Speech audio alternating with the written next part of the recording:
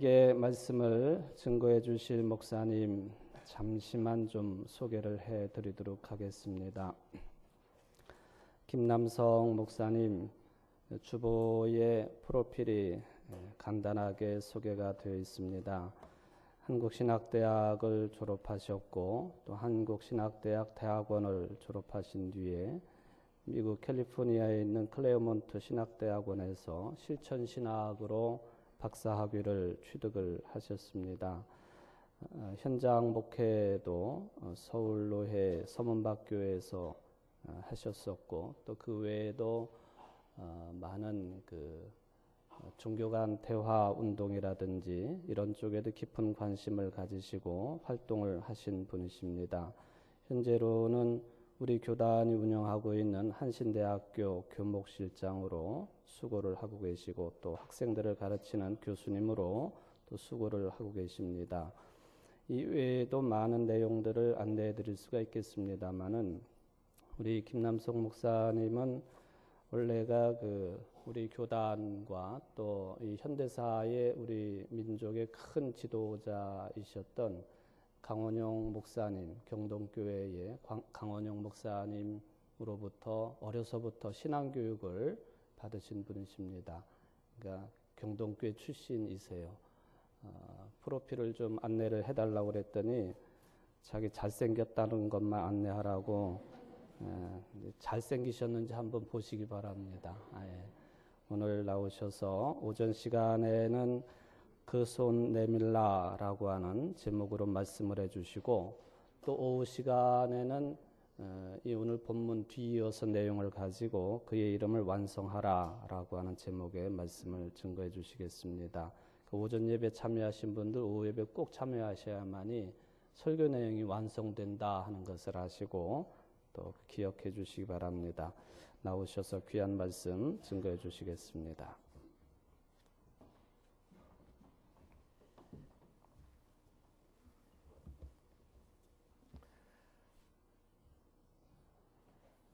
잘생겼나요?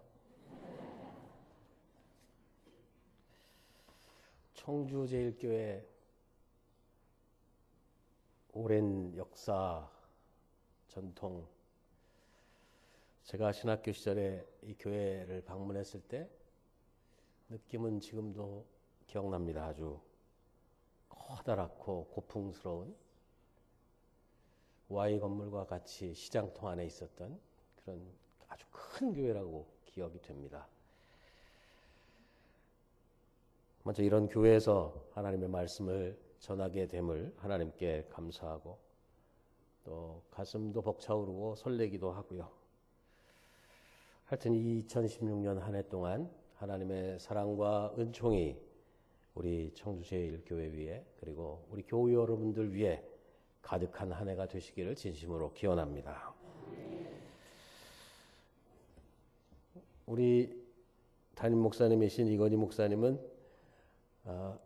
저하고 신학교 동기입니다. 두 사람이 입학해서 만났을 때 제가 설교 시간이지만 잠깐 사담으로 시작을 하겠습니다. 언제 제가 또다시 이 교회 강단에 설지도 모르기 때문에 마지막이라고 생각하고 담임 목사님이신 이건희 목사님은 그야말로 입학했을 때부터 졸업해서 쭉 우리가 흔히 범생이라고 부르죠. 모범생이셨습니다. 저는 방황하는 좀 학생이었죠. 이건희 목사님은 뜻이 있어서 신학교에 입학하신 분이고 저는 뜻도 없으면서 신학교에 입학했던 사람입니다. 둘의 공통점은 딱 하나가 있어요. 키가 고만고만합니다. 그렇지만 학교 다니면서 참 다른 그런 배경을 가졌지만 그래서 제가 기억에 지금도 생생하게 남는 것은 고집이 무지무지 센 친구였다. 여러분들 이미 목회하시면서 경험을 해보셨으니까 잘 아실 겁니다. 아마 우리 장로님들이 제일 힘들지 않으실까 싶은데 예화를 하나 들면 3개월 동안 저하고 말도 안 하고 지냈습니다. 같은 기숙사에서 방을 썼는데 한 학기 내내 말도 안 하고 할 말 있으면 필담으로 메모지에 적어서 하곤 했던 아주 고집이 센 친구입니다. 아마 제 기억으로는 그 시기가 지금 사모님과 연애하던 시기가 아닐까 싶습니다. 제겐 관심이 별로 없었고 주로 사모님에게 관심이 있었습니다. 이 교회 출신이고 모교회에서 목회하는 우리 친구가 참 부럽습니다. 저는 사실 지금 모교회 가도 마음속으로만 그러겠지만 제가 느끼는 느낌은 새끼 목사가 왔구나. 저는 지금도 모교회 가면 아직도 어린 목사에 불과합니다. 다행히 뭐 거꾸로 안 부르는 것만도 다행이죠. 그죠? 새끼 목사 거꾸로 부르면 욕이 되니까 뭐 그렇게만 안 부르면 되는데, 아무튼 모교회에서 목회하는 우리 이광희 목사 참 부럽고, 이 교회 주님의 길을 따라 하나님의 영광을 드러내는 그런 귀한 교회로 사역하시기를 진심으로 기원합니다. 오늘따라 굉장히 추운 날씨잖아요. 올해 들어 가장 춥다라고 하는데, 저도 여러분들 혹시 들으시면서 뭐 제 옛날 목소리, 원래 목소리를 잘 모르시니까 지금 감기 몸살로 좀 고생 중이고요. 목소리가 이상합니다. 그러나 양해를 부탁하고요. 오늘 말씀을 추우니까 좀 따스한 말씀을 전해야 되는데, 사실 준비한 말씀은 조금 무거운 얘기입니다. 기왕에 말씀을 전하니 제가 여러분이 듣고 싶어하는 소리보다 하나님의 말씀을 전하는 것이 좋겠다 생각이 돼서 준비를 했고요. 받아들이기에 따라서는 훈훈하게 느낄 수도 있습니다. 오늘 본문 말씀을 보면 예수님께서 한쪽 손이 마른 사람을 치유해 주는 이야기가 전개되는 내용입니다. 한쪽 손이 말랐다는 얘기는 이렇게 똘똘 말다 하는 것처럼 이렇게 손이 이렇게 안으로 오그라드는 그런 거죠. 손이 오그라든 사람 한 사람을 치유하는 이야기입니다. 그리고 오늘 읽은 본문 바로 앞에 보면 인자는 안식일의 주인이다라고 하는 아주 유명한 말씀이 나오는, 바로 그 뒤 이어져 나오는 이야기입니다. 여러분들은 성경 말씀을 대할 때 어떤 자세로 대하십니까? 오늘 말씀을 유심히 보면 굉장히 놀라운, 의도적인 그런 표현들이 몇 개가 있습니다. 지금 예수님이 안식일에, 그리고 그것도 회당에서, 그러니까 거룩한 날에 거룩한 장소에 계신 것입니다. 그런데 바로 그곳에 한쪽 손이 마른 사람이 있는 겁니다. 거룩하지 못한 사람이 있다라고 하는 설정이죠. 본문의 내용을 보면 상당히 우리가 주의 깊게 살피지 않으면 안 될 내용들이 있습니다. 본문을 보면 이렇게 표현을 합니다. 그들의 회당에 들어가시니라고 표현을 합니다. 그들이라고 표현하는 이유는 거리감이 느껴지지 않습니까? 예수님께서 그들, 이렇게 좀 적대감, 거리감 같은 게 느껴지는 표현이 성경 속에 있습니다. 그러니까 우리는 이 오늘 말씀을 대하면서 과연 그날 그곳에서 그들에게 무슨 일이 일어났을까 하는 궁금증을 가지고 오늘 말씀을 한번 살펴보려고 합니다. 오늘 이야기에는 아주 특별한 사람들, 그렇지만 참 못난 사람들이 등장합니다. 그 못난 사람들 얘기를 오늘 해볼까 합니다. 이 못난 사람들은 예수님의 말씀과 행동을 아주 못마땅하게 여기고 있던 사람들이었습니다. 그리고 그들은 다른 사람들이 아닌 바리새파 사람들이라고 분명하게 밝히고 있습니다. 14절에 보면, 그리고 그들은 예수를 고발하려고 예수에게 질문을 의도적으로 던지고 있습니다. 어떤 질문이냐? 안식일에 병을 고쳐도 괜찮습니까? 라고 하는 질문을 던집니다. 안식일의 주인이신 분에게 지금 이런 질문을 던지는 겁니다. 바로 직전에 인자는 안식일의 주인이다 라고 말씀하셨는데, 그런 말씀을 하신 분에게 지금 이런 질문을 하는 겁니다. 이게 논리적으로는 사실 말이 안 되죠. 그러나 예수님의 지혜로운 대답으로 자신들이 의도적으로 질문을 했는데 의도적인 대답이 나오질 않습니다. 그러자 성경에 보면 그들은 성전 밖으로 나가서 예수님을 죽일 음모를 꾸미기 시작했다라고 하는 내용이 성경에 나옵니다. 어쩌면 참 대책 없는 사람들이지만 오늘도 그런 부류의 사람들은 적지 않습니다. 바리새파 사람들 그러면 여러분들은 떠오르는 어떤 이미지가 어떤 이미지입니까? 바리새파 사람들은 율법에 정통한 사람들입니다. 율법을 해석하는 사람이고 율법을 적용시키는 사람들입니다. 소위 우리 요새 표현으로 좀 세속적으로 표현하면 법통이에요, 법통. 근데 의문이 하나 생깁니다. 과연 이 법통이라고 불리우는 바리새파 사람들이 지금 정말 율법을 제대로 이해하고 있을까? 하나님의 정신을 담은 율법의 정신을 제대로 구현하고 있을까? 그런 의문이 생깁니다. 법에는 법의 정신이라는 게 있습니다. 말하자면 법을 제정한 근본 목적, 법의 취지가 있는 것이죠. 그런데 이 바리새파 사람들은 그 당시 법에 정통한, 오늘로 말하면 율법, 법률학자들입니다. 그런데 바로 이 전문가들이 법을 적용하는 것에 지금 문제가 발생하고 있습니다.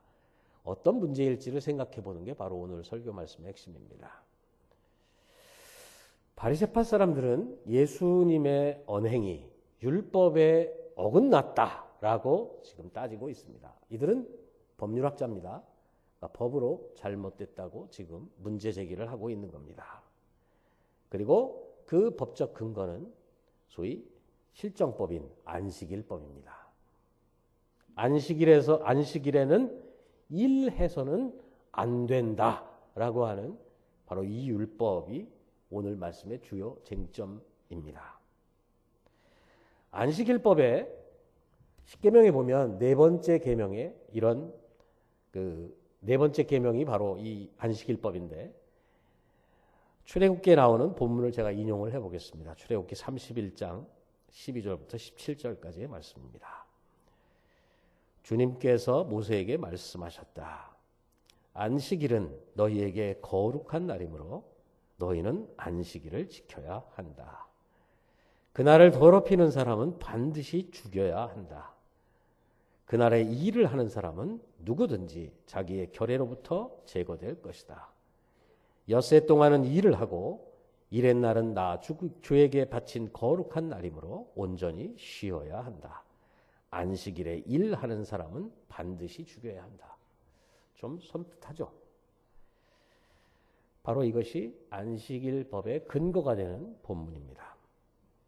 여기에는 두 가지 중요한 정신이 있습니다. 하나는 안식일을 거룩하게 구별해서 지키라는 것이고 또 하나는 쉬어야 된다, 안식해야 된다. 이 두 가지가 이 법의 중요한 취지입니다. 그리고 이 정신은 이스라엘 사람들에게는 정말 금과 옥조 같은 꼭 지켜야 되는 그런 좌우명 같은 계명이었습니다. 그런데 지금 바로 이 그들에게 가장 중요한 중심이 되는 것이 흔들리고 있습니다. 소위 본말이 전도됐다 그러죠. 마가복음 2장 27절에 보면 예수님은 안식일에 대해서 분명히 밝힌 말씀이 있습니다. 이렇게 되어 있습니다. 안식일이 사람을 위해서 생긴 것이지 사람이 안식일을 위해서 생긴 것이 아니다. 이 말씀의 기품을 우리는 생활하면서 아마 상당히 많이 느끼게 될 겁니다. 구약의 안식일법이 있지만 그 안식일법은 율법적인 조항이고요. 복음적으로 새롭게 해석한 것이 바로 예수님이 말씀하신 이 마가복음에 나오는 말씀입니다. 일하지 말라라고 하는 안식일법은 타당하지만 그 법 적용, 이 법의 취지, 그것을 잊어버려서는 안 된다. 그 정신을, 그 취지를 살려서 지켜야 된다라고 하는 것입니다. 오늘 본문에 간단하지만 등장하는 예화도 바로 그런 거죠. 안식일에 구덩이에 빠진 양 한 마리가 있다. 그런데 그걸 그냥 놔둘 거냐? 안식일이라고 해서. 선을 행하는 것이 옳다. 율법에 의하면 안식일엔 일하면 안 되죠. 그죠? 양을 구하는 것도 일하는 겁니다. 율법적인 시각으로 보면. 그런데 구해야 된다라고 하는 예화를 말씀하시는 겁니다. 조금 딱딱해졌죠? 제가 재미난 몇 가지 예화를 한번 들어보겠습니다. 바리새파 사람들이 안식일에서는 해서는 안 되는 규정이 있습니다. 뭐 일종의 규정집 같은 건데요. 거기에 보면 굉장히 여러 가지, 39가지나 되는데 제가 잠깐 몇 가지만 인용합니다. 매듭을 짓지 말아라. 매듭을 풀지 말아라. 옷고름을 풀지도 말고 매지도 말아라. 안식일에 어떻게 지낼까요? 그죠? 예. 두 글자를 쓰지 마라. 두 글자를 쓰려고 다른 글자를 지우지 마라. 불을 끄지 마라. 불을 켜지 마라. 이런 것들이 주로 안식일에 해서는 안 될 규정들입니다. 아마 오늘 우리에게 해당된다면 답답해서 못 지키겠죠?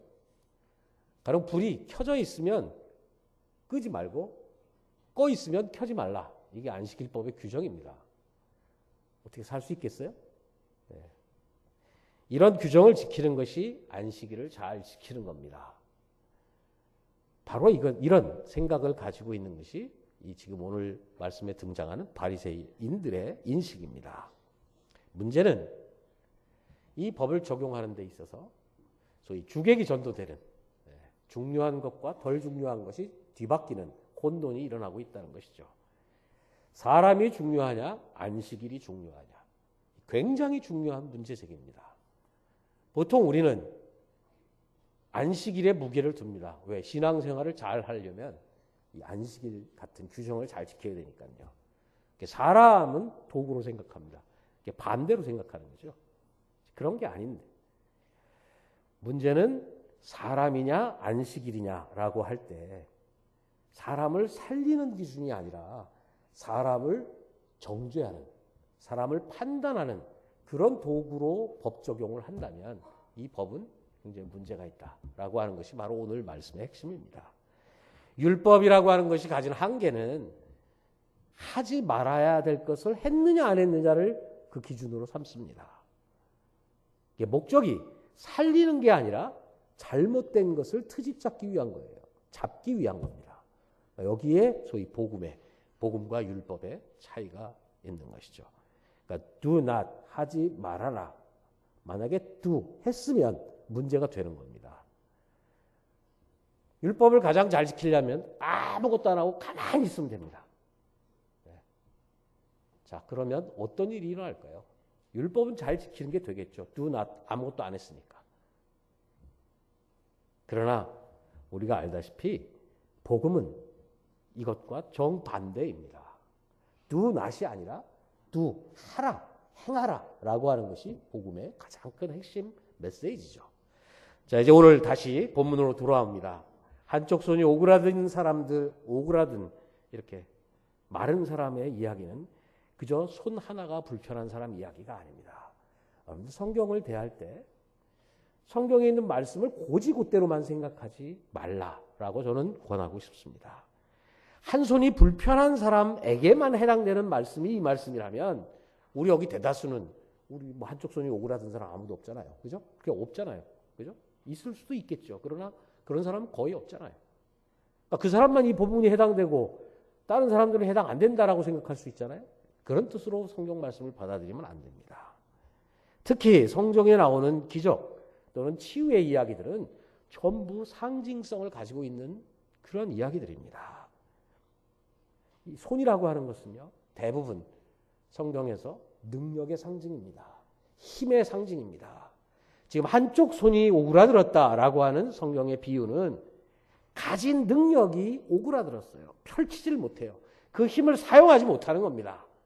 능력을 주신 그 능력을 제대로 발휘하지 못하는 그런 상황을 지금 이 성경 말씀을 우리에게 전하고 있는 겁니다. 한번 보십시오. 손이 오그라든 사람, 능력이 오그라든 사람.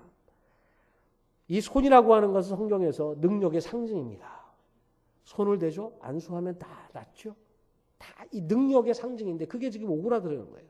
능력이 오그라드는 거예요. 능력을 발휘할 수 없는 상태. 그것이 손이 오그라들었다. 손이 마른 사람이다라고 하는 성경의 상징입니다. 그러면 우리 이야기를 다시 한번 심각하게 생각해 봅시다. 만약에 손이 불편한 사람에게만 해당되는 이야기라고 생각한다면 여기 있는 대부분의 사람들, 두 손이 다 멀쩡한 사람들하고 이 이야기는 아무 관련이 없어요. 왜? 내 두 손은 멀쩡한데 나하고는 아무 상관이 없죠. 그런데 한번 생각해 보십시다. 성경에 나오는 이야기들은 기적, 치유, 거의 모든 이야기가 다 상징입니다. 고지곧대로 받아들이시기보다 이것이 상징하는 것이 무엇인지를 한번 생각해 보세요. 성경에서 손은 대부분 능력입니다. 능력, 힘, 그것에 대한 상징입니다. 그것이 오그라들었다, 말랐다라고 하는 것은 지금 전혀 능력을 발휘하지 못하는 것에 대한 이야기입니다. 그러면 오늘 말씀은 우리에게도 은혜가 될 수 있죠. 오늘 본문에 나오는 바리새파 사람들처럼 마음에 불손한 의도를 가지고 단단히 꼬여있는 사람들, 바로 그런 사람들이 오늘 이 성경에 등장하는 손이 마른 오그라든 사람 아니겠느냐라고 하는 것이 오늘 이 본문 말씀이 우리에게 깨우쳐주는 귀한 말씀입니다. 그것으로 우리는 한번 우리 자신을 생각해보자, 돌아보자라고 하는 것이죠.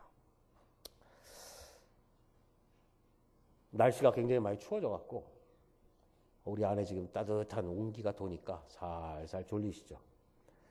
그건 자연스러운 자연현상입니다.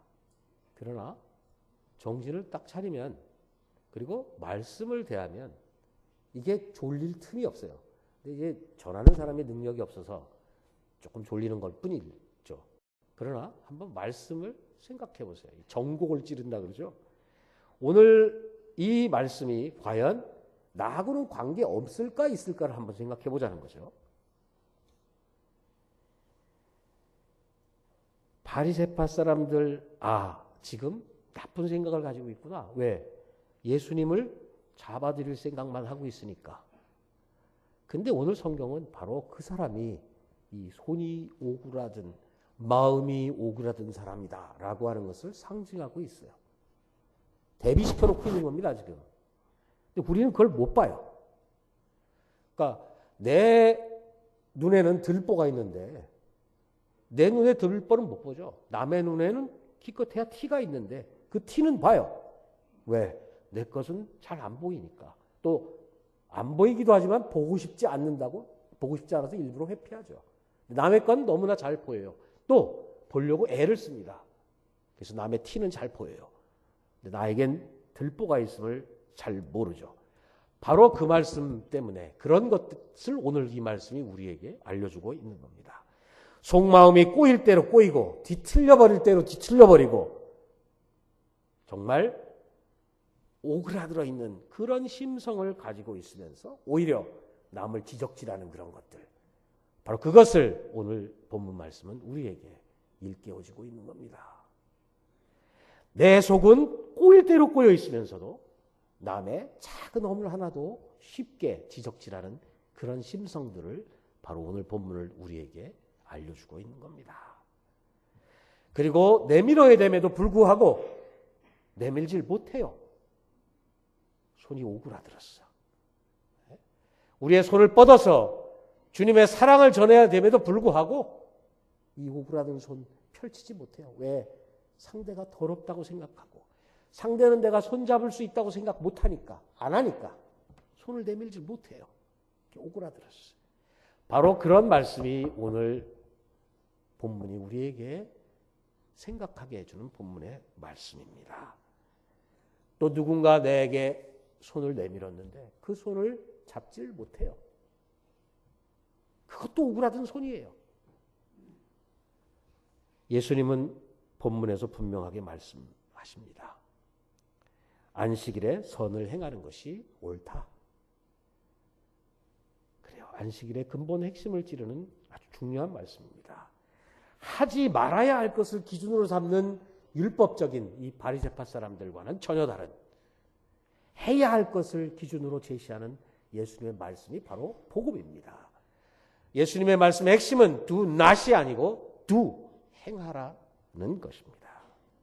그때 예수님은 그 손이 오그라든 사람에게 이렇게 말씀하십니다. 그 손을 내밀어라. 오그라든 손 가진 그 사람에게 그 손을 내밀어라 라고 하는 그 순간 그가 내밀매 다른 손과 같이 회복되어 성하더라 라고 말씀은 전하고 있습니다. 이런 놀라운 역사가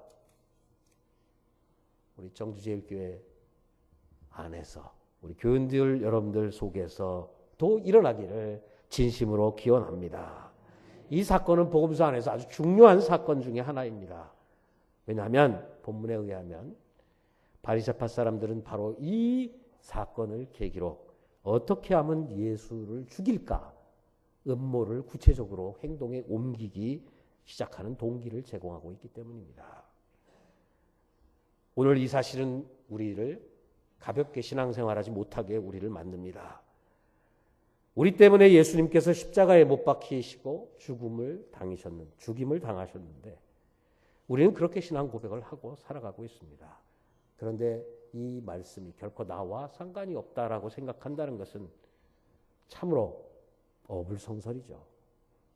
우리는 흔히 대속신앙이라는 걸 많이 이야기를 합니다. 예수님이 나를 대신해서 십자가에 달리셨다.